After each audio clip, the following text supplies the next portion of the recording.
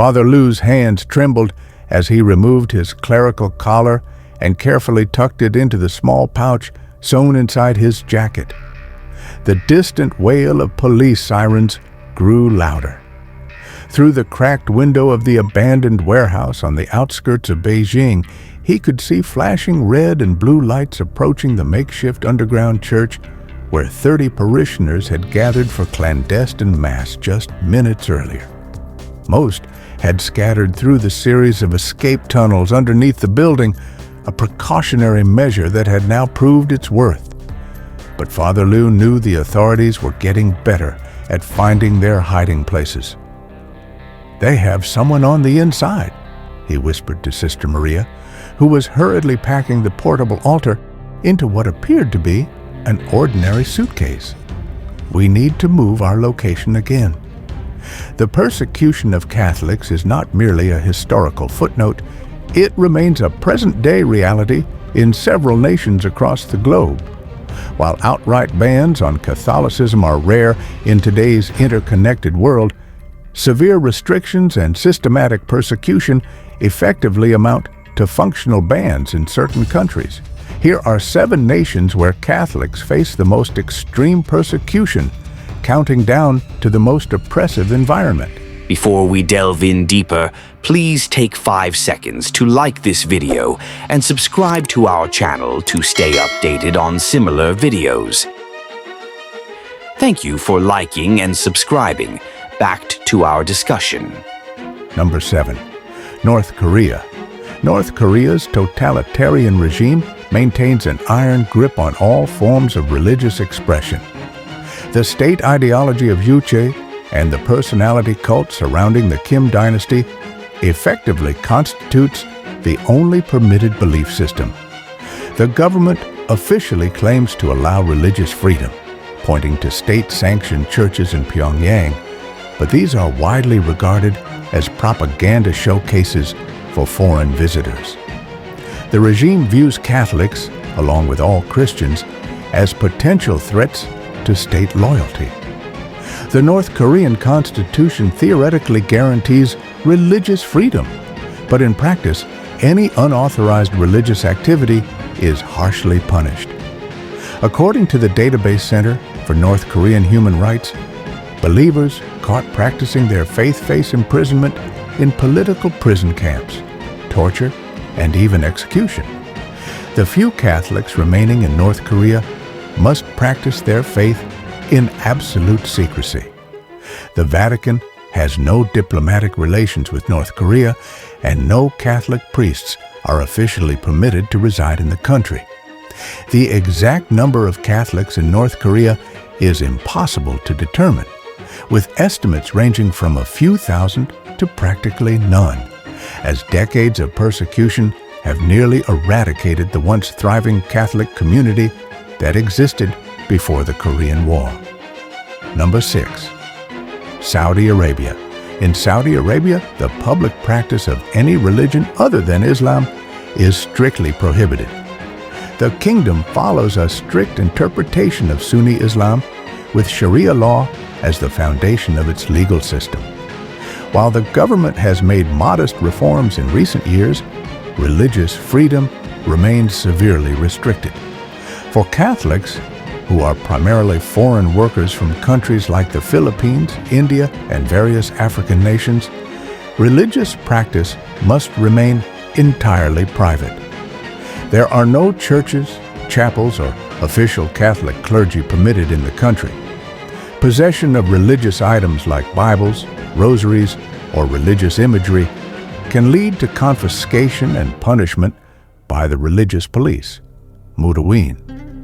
The approximately 1.5 million Catholics in Saudi Arabia must worship in private homes, constantly fearing raids. Foreign workers caught organizing prayer meetings face deportation, while Saudi nationals who convert to Catholicism or any form of Christianity may face severe legal consequences, including the death penalty for apostasy, though such sentences are rarely carried out in modern times.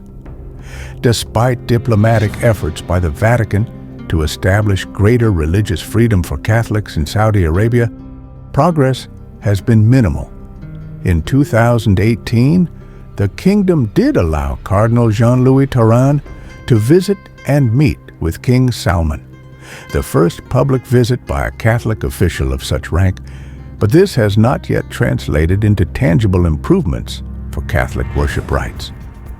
Number 5. Somalia.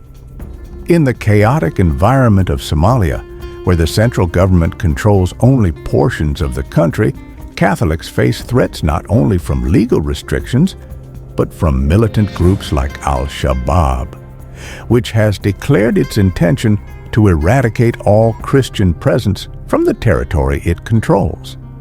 Somalia's provisional constitution technically acknowledges religious freedom, but simultaneously prohibits the propagation of any religion other than Islam and declares Islam the state religion. The small Catholic community, numbering perhaps a few hundred, consists almost entirely of foreigners, as Somali converts face extreme danger. The Catholic Cathedral in Mogadishu was destroyed during the Civil War in the 1990s, and no church buildings have operated openly since then. The last bishop of Mogadishu, Pietro Salvatore Colombo, was assassinated in 1989, and the diocese is now administered from neighboring Kenya. Catholic aid organizations and charities operate in Somalia, but must do so without any religious identification. Workers for these organizations have repeatedly been targeted for violence, with numerous aid workers kidnapped or killed over the past decade. Number 4. Afghanistan. Sister Maria's memories of Kabul flashed before her eyes as she secured the last of the sacred vessels. She had been there during the brief period between Taliban regimes when Catholic relief organizations had operated more openly. But even then, they could never identify as Catholic publicly. Now, after the Taliban's return to power in August 2021, even that limited freedom was gone. Afghanistan's constitution, even before the Taliban's return, established Islam as the state religion and specified that no law can be contrary to the beliefs and provisions of the sacred religion of Islam. Under Taliban rule, these restrictions have become far more severe. The Taliban's interpretation of Islamic law prohibits conversion from Islam to any other religion, with apostasy punishable by death. The Catholic presence in Afghanistan has always been minimal and primarily consisted of foreigners working with diplomatic missions or international organizations. The only Catholic church in the country was a chapel located within the Italian embassy in Kabul, which served diplomats and international workers. Following the Taliban takeover, this chapel is no longer operational. When the Taliban controlled Afghanistan from 1996 to 2001, they enforced brutal restrictions on religious minorities. Their return to power in 2021 has renewed these threats, forcing the few remaining Catholics in the country to conceal their faith entirely or flee the country. International Catholic relief organizations that previously worked in Afghanistan have either withdrawn or completely secularized their operations to continue providing humanitarian assistance. Number 3. Yemen. The ongoing civil war in Yemen has created one of the world's worst humanitarian crises and has been particularly devastating for the country's tiny religious minority communities, including Catholics. Yemen's constitution declares Islam the state religion and Sharia as the source of all legislation. Before the civil war, Yemen's Catholic community consisted primarily of foreign workers and refugees, served by a small number of priests based at the Church of St. Francis of Assisi in Aden, which operated under the jurisdiction of the Apostolic Vicariate of Southern Arabia, headquartered in Abu Dhabi. The conflict has made an already precarious situation dire. In March 2016, 4 Catholic nuns from the Missionaries of Charity, Mother Teresa's order, were among 16 people murdered in an attack on a care home in Aden. In 2021, reports emerged that the last remaining church buildings in Aden had been severely damaged by militants. Father Tom Ujunalil, a Salesian priest, was kidnapped in the same 2016 attack and held captive for 18 months before being released. His account of captivity revealed the extreme dangers faced by Catholics in the country. Today, any Catholic presence in Yemen operates in complete secrecy, with no public worship possible and constant danger from both government forces and extremist groups. Number 2. Maldives. The Maldives represents one of the most restrictive environments for Catholics anywhere in the world. This island nation maintains a legal system that not only establishes Sunni Islam as the state religion, but explicitly prohibits the practice of any other religion by citizens or visitors.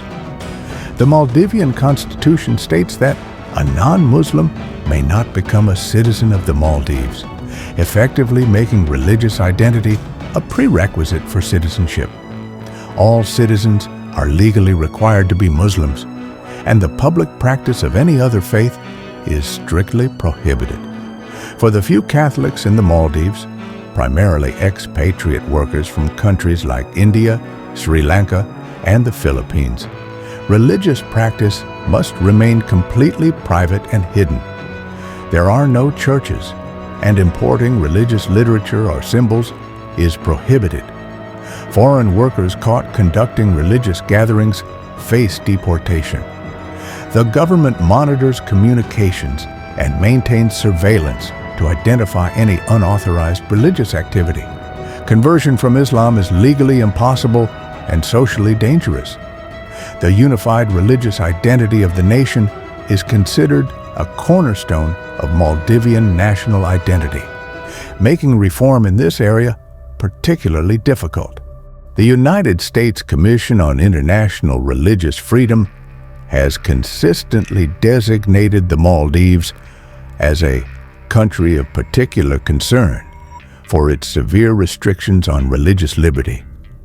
Despite being a popular tourist destination known for its luxury resorts, visitors to the Maldives are subject to these same religious restrictions and are prohibited from bringing religious materials into the country. Number 1. China. Father Liu looked at his watch. They had 3 minutes at most before the police would breach the main doors. He had been ordained in the underground Catholic Church, loyal to Rome but unrecognized by Chinese authorities. The 2018 agreement between the Vatican and Beijing had momentarily raised hopes for Catholics like him, but the persecution had only grown more sophisticated. "They're taking names at the door," a young parishioner burst in breathless. "They have facial recognition cameras set up on the street."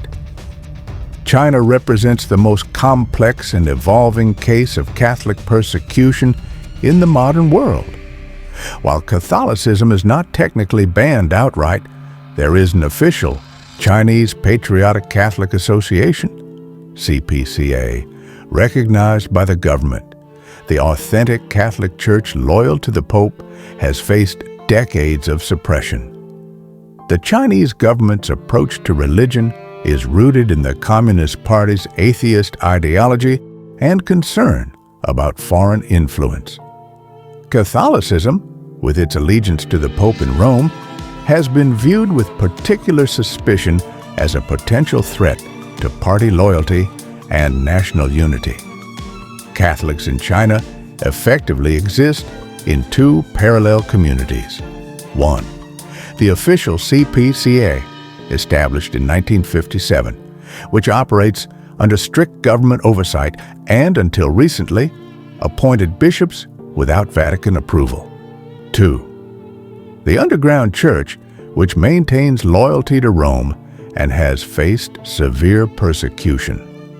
In September 2018, the Vatican and China signed a provisional agreement regarding bishop appointments, which was renewed in 2020 and 2022. This controversial agreement aimed to unify the divided Catholic community in China, but critics argue it has legitimized government control while failing to improve religious freedom.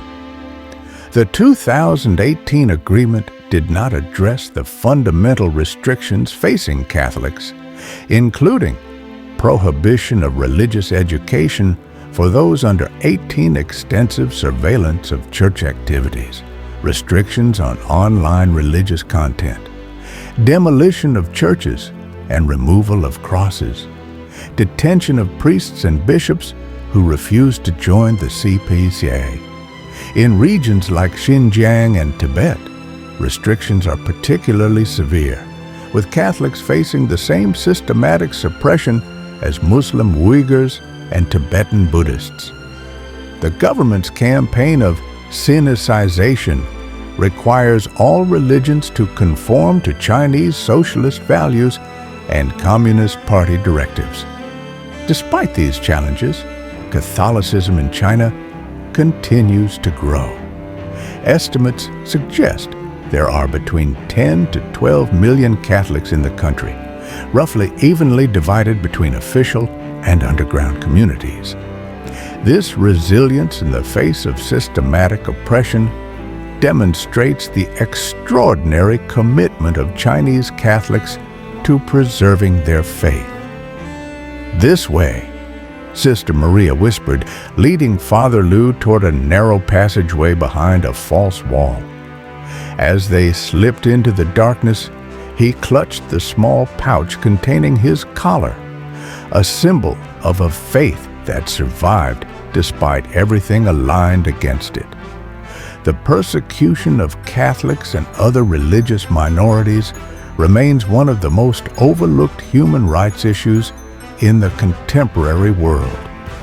While outright bans on Catholicism are increasingly rare in legal codes, the functional effect of government policies, social hostility, and terrorist threats creates environments where living openly as a Catholic is effectively impossible. International human rights organizations continue to advocate for greater religious freedom in these and other nations where Catholics face persecution. However, meaningful change requires sustained diplomatic pressure, greater public awareness, and recognition that religious freedom is a fundamental human right that belongs to all people regardless of nationality or belief. For Catholics in these 7 nations, faith remains an act of extraordinary courage, practiced in whispers, hidden rooms, and constant fear of discovery. Their perseverance testifies to the enduring power of religious conviction, even in the most hostile environments. Don't forget to like and share this content with your friends and loved ones. You can also see the attached videos to keep you updated with other historic events. Thank you, and God bless.